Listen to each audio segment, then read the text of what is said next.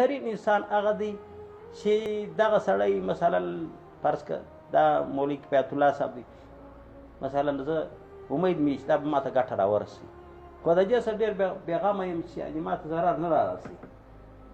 دغسې هر مسلمان د په باب کې دغه عقیده ولري، هغوی دغسې عمل شروع کړي چې خلکو ته کېدنه په وسه کېدل رسوي، شر نه ورسوي. نو دا سره کم چې دا نور ملګري وګرد مسلمانانو کې خبر دغسې ده، نو دا هغه خیر سړی وي.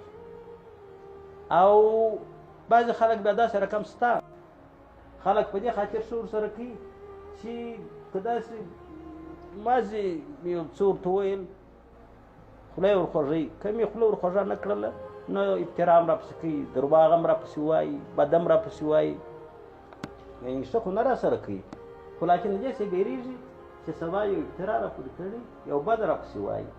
دغه بدترین انسان دی چې مؤمنان د څه بس نا امید د خیره او د نه پیسوي او امیدوار او خیر نه پیته نه وي.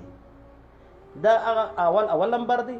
دا دویم چې دی دا هغه اخر نمبر دی، بیکاره سړی. د دې پورې خو نو خبره خلاص شول چې وشارکم من اغتب لا یرجع خیره، چې د خیر امید نه وي، د ولا یؤمن او سړی بېغمه نه شر د ضرر څخه. د هذا حدیث